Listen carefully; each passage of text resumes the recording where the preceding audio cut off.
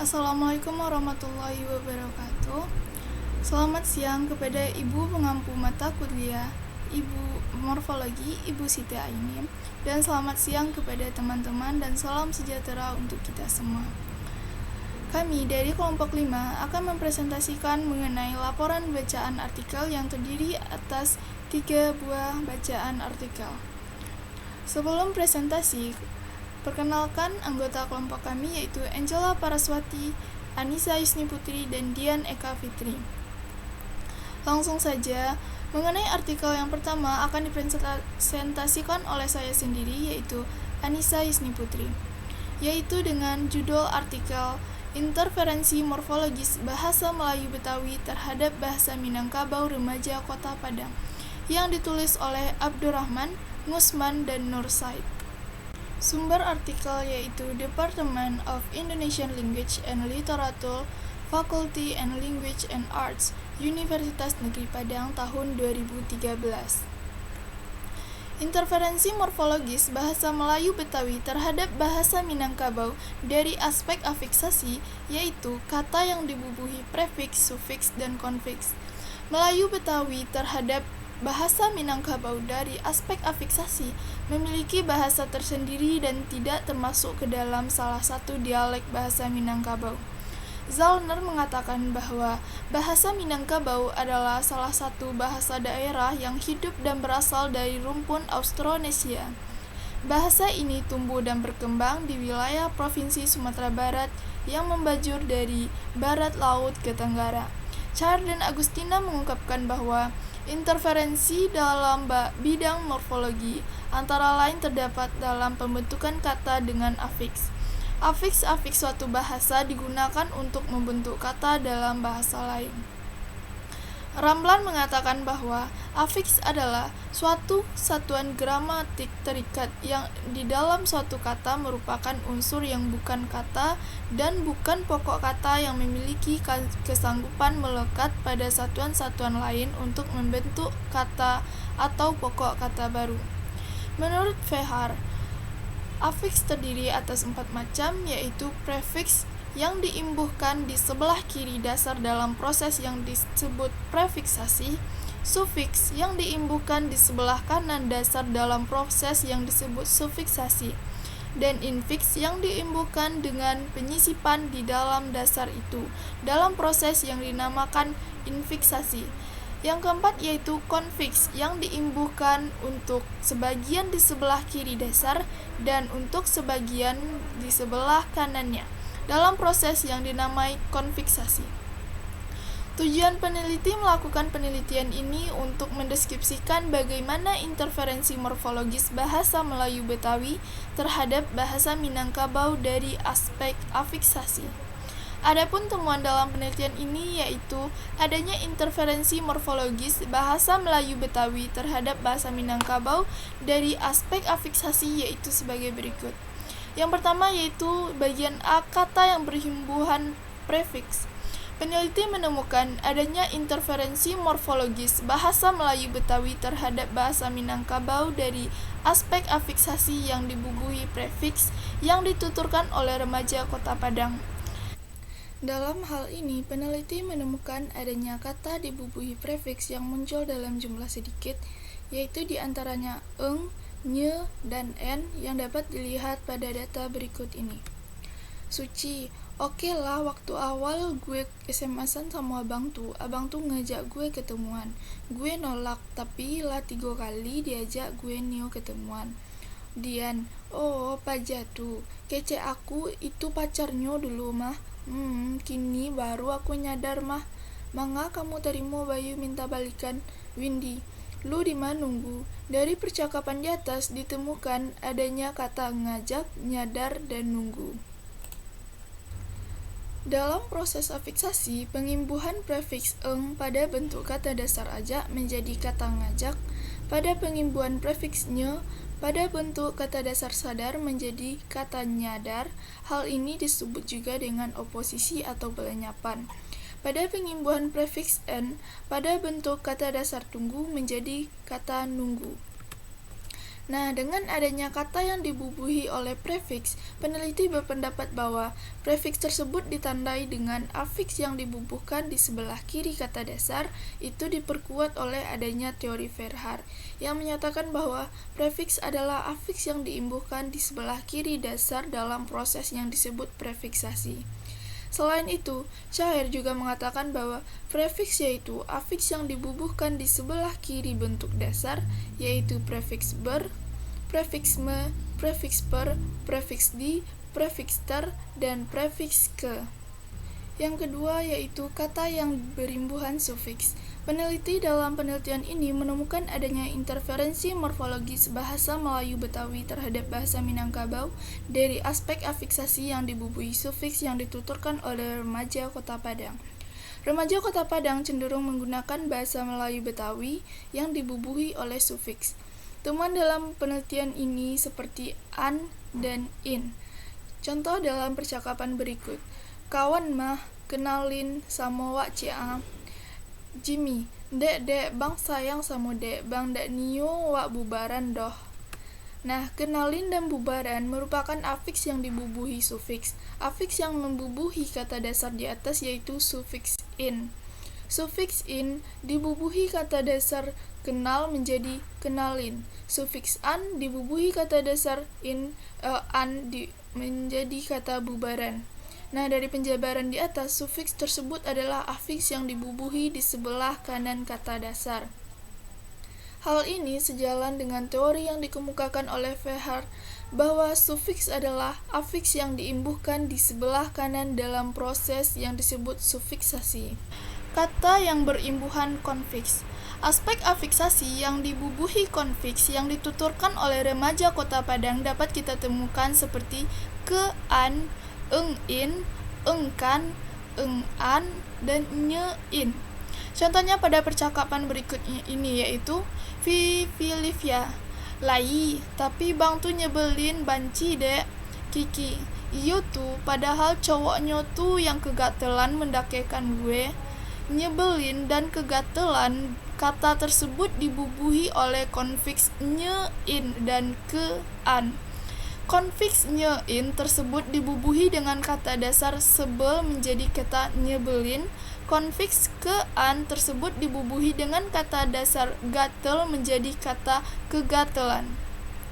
Dapat dilihat bahwa konfiks tersebut adalah proses afiks yang dibubuhi di sebelah kiri dan kanan kata dasar, diperkuat oleh adanya teori yang dikemukakan oleh Verhaar bahwa konfiks yang diimbuhkan untuk sebagian di sebelah kiri dasar dan untuk sebagian di sebelah kanannya dalam proses yang dinamai konfiksasi. Chayr berpendapat bahwa konfiks adalah afiks yang dibubuhi di kiri dan di kanan bentuk dasar secara bersamaan, karena konfiks ini merupakan satu kesatuan afiks.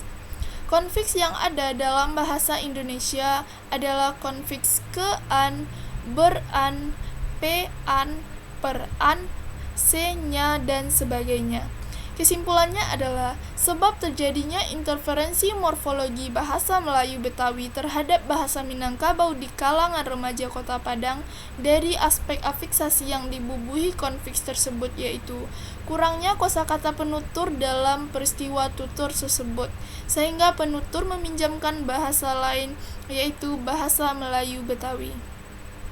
Ditemukannya interferensi morfologis bahasa Melayu Betawi terhadap bahasa Minangkabau dari aspek afiksasi yang dibubuhi prefiks, sufiks, dan konfiks yang dituturkan oleh remaja Kota Padang dalam peristiwa tutur.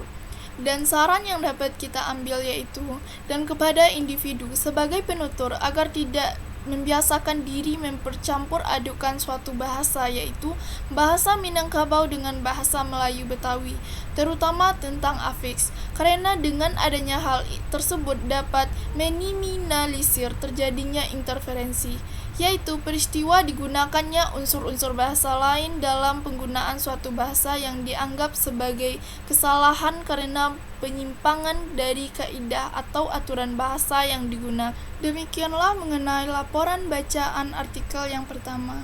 Selanjutnya, laporan bacaan artikel yang kedua akan dilanjutkan oleh rekan saya, Dian Eka Fitri. Kepada Dian Eka Fitri dipersilahkan. Afiks pembentuk verba dalam bahasa Pamona. Pengertiannya, afiks adalah suatu imbuhan yang proses pembentukan katanya dengan membubuhkan afiks pada suatu kata dasar atau bentuk dasar, baik itu dari kata dasar tunggal ataupun kompleks, seperti contoh pada kata pemimpin yang mendapatkan imbuhan prefiks men pada sebuah kata dasar pimpin dan menjadi memimpin. Dari kolom ekonomi bisnis di Jawa Pos edisi 14 November 2019 ini mengalami proses pengimbuhan pada bagian awal dari sebuah kata dasar atau prefiks. Diambil 5 contoh dari tabel di atas. Pertama, contoh merombak mendapatkan imbuhan me dari sebuah kata dasar rombak dan apabila digabung dengan menjadi kata merombak. Yang kedua, contoh kedua termasuk mendapatkan imbuhan dari sebuah kata dasar masuk dan apabila digabung dengan akan menjadi kata termasuk. Yang ketiga, memimpin mendapatkan imbuhan men dari sebuah kata dasar pimpin dan apabila digabung akan menjadi kata memimpin. Yang keempat, sebagai mendapatkan imbuhan se dari sebuah kata dasar bagai dan apabila digabung akan menjadi kata sebagai. Yang kelima, berkembang mendapatkan imbuhan ber dari sebuah kata dasar kembang dan apabila digabung akan menjadi berkembang. Oke, lanjut berikut ini tipan dari kolom ekonomi bisnis di Jawa Pos edisi 14 November 2019 yang mengalami proses pengimbuhan pada bagian belakang kata dasar atau sufiks, yaitu contoh pertama, maksimalkan mendapatkan imbuhan kan dari sebuah kata dasar maksimal dan apabila digabung akan menjadi sebuah kata memaksimalkan. Contoh kedua, bulanan mendapatkan imbuhan an dari sebuah kata dasar bulan dan apabila digabung akan menjadi sebuah kata bulanan. Yang ketiga, ekonominya mendapatkan imbuhannya dari sebuah kata dasar ekonomi dan apabila digabung akan menjadi sebuah kata ekonominya. Yang keempat, tingkatan mendapatkan imbuhan kan dari sebuah kata dasar tingkat dan apabila digabung akan menjadi sebuah kata tingkatan. Oke, kesimpulannya dari pembahasan di atas dapat kita simpulkan bahwasanya di dalam morfologi terdapat proses morfomis. Salah satunya yakni afiksasi. Afiksasi sendiri ialah suatu proses pembentukan pada kata yang mengalami pengimbuhan atau pembubuhan afiks pada sebuah kata dasar ataupun bentuk dasar, baik itu dari kata dasar tunggal ataupun kompleks. Di dalam proses afiksasi, kita akan menemui prefiks, infiks, sufiks, konfiks, dan simulfiks. Dari pembahasan di atas berkenan dengan analisis afiksasi atau prefiks dan sufiks. Pada kolom ekonomi bisnis di Jawa Pos edisi 14 November 2019 didapatkan proses afiksasi khususnya prefiks dan sufiks. Analisis kontrastif proses afiksasi pada verba dalam bahasa Arab dan bahasa Minangkabau. Yang pertama, bahasa Arab. Proses morfologis dan afiksasi.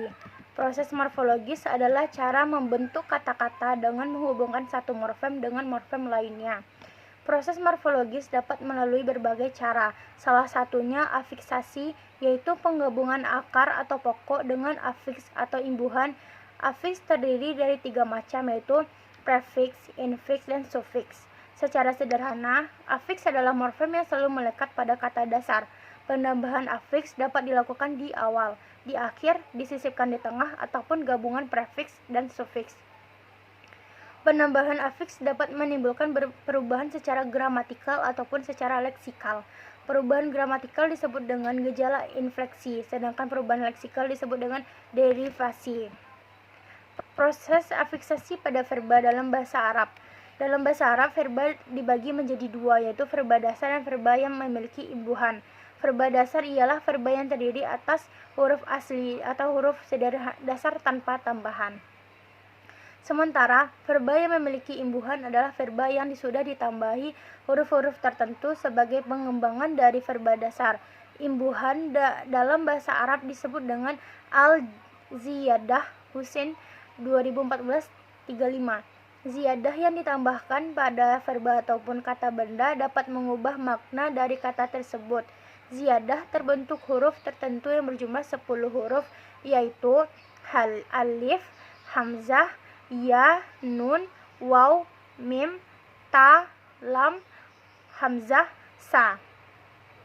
Verba dalam bahasa Arab berdasarkan waktu terbagi menjadi 3, yaitu fi'il madhi, verba masa lampau, fi'il mudhari, verba masa sekarang, dan fi'il amar, verba perintah.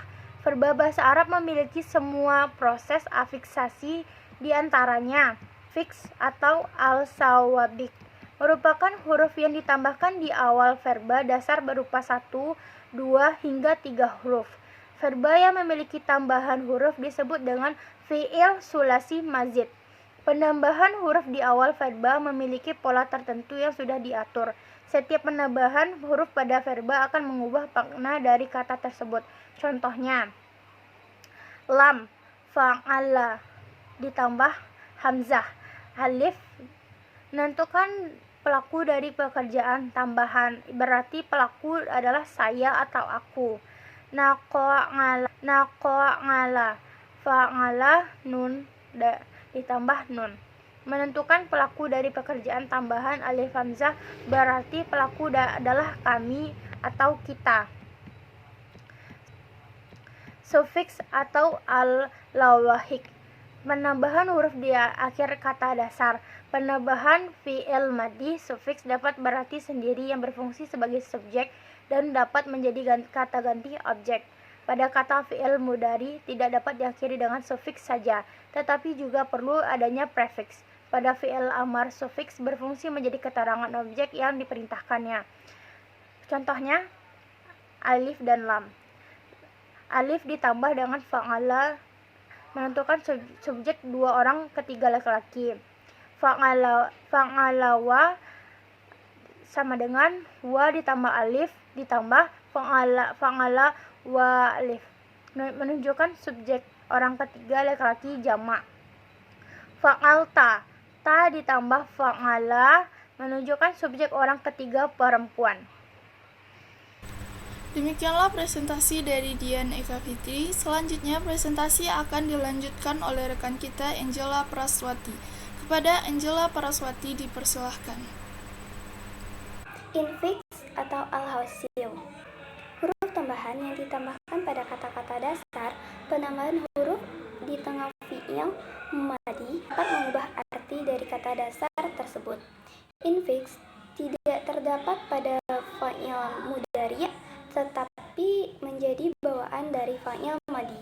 Begitu juga dengan fa'il amar, ia tidak memiliki infix.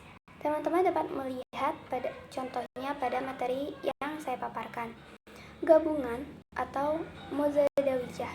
Gabungan dari prefiks, sufiks, dan infix dinamakan dengan al-muzadawijah.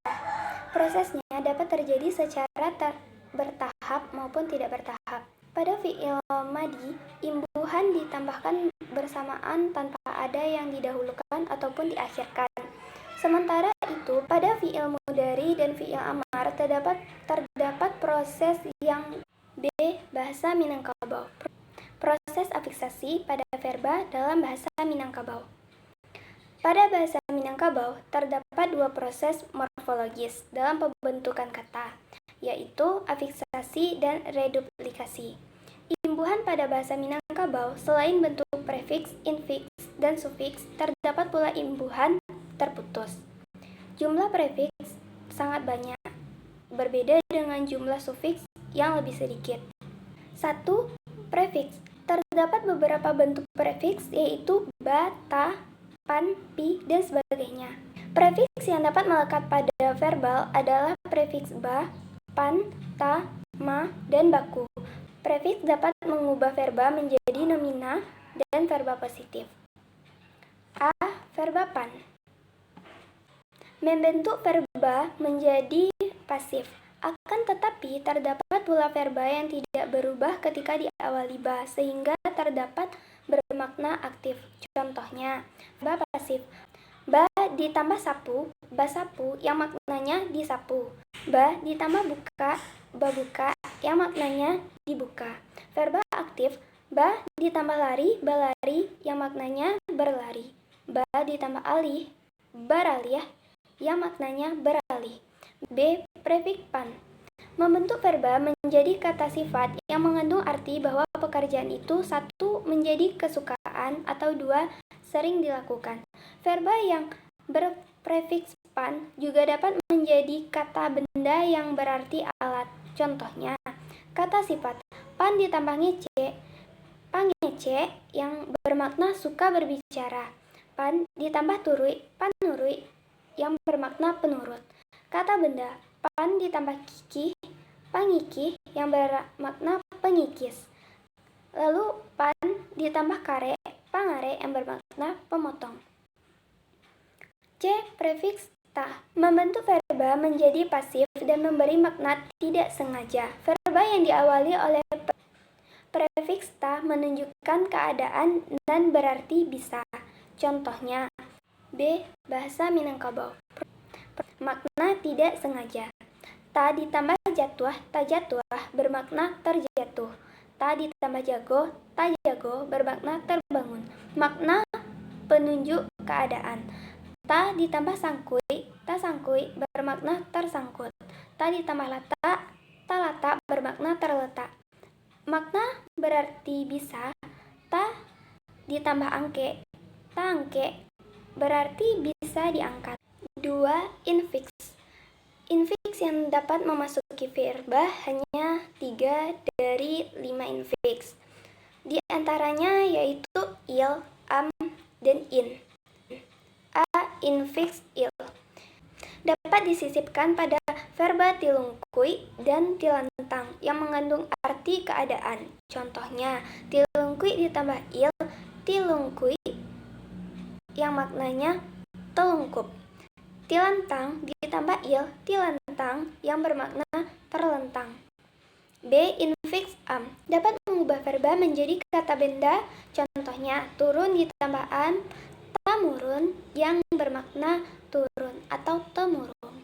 C. Infiks in dapat mengubah verba menjadi kata benda yang bermakna keadaan. Contohnya, tadah ditambah in, tinadah, yang bermakna terbuka ke atas. 3. Sufiks. Dalam bahasa Minangkabau memiliki beberapa sufiks, yaitu an, kan, i, dan lah.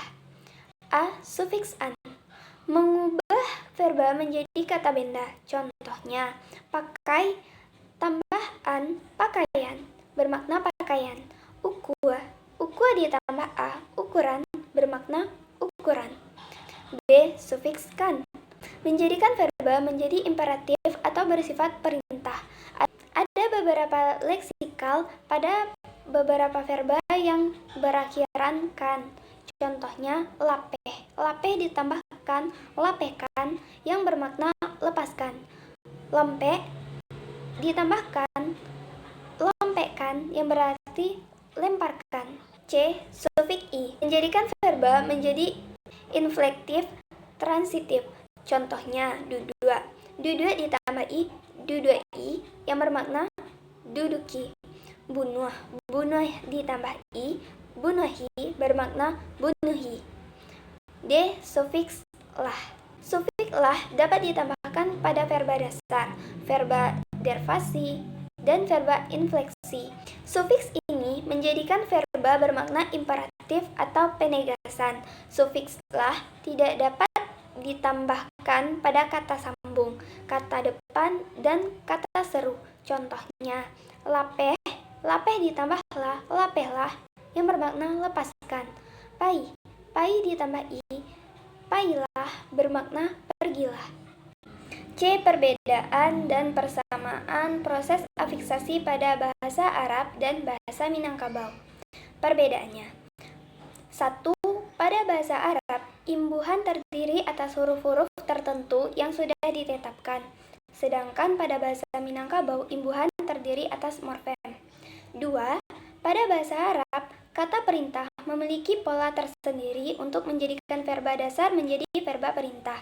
Sedangkan pada bahasa Minangkabau digunakan sufiks untuk menjadikan verba dasar sebagai verba perintah. 3. Pada verba bahasa Arab, subjek dirangkai sebagai imbuhan, sedangkan pada bahasa Minangkabau, subjek berdiri sendiri atau tidak digabung dengan verba. 4.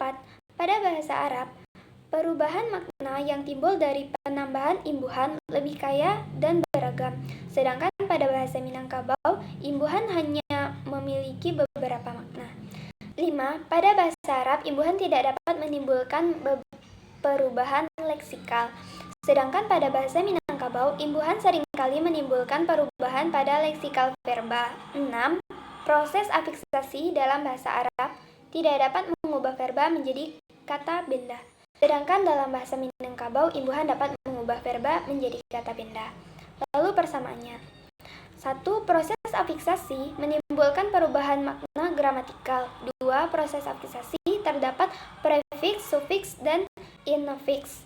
3. Proses afiksasi dapat mengubah verba biasa menjadi verba transitif. 4. Makna verba transitif dan intransitif sama.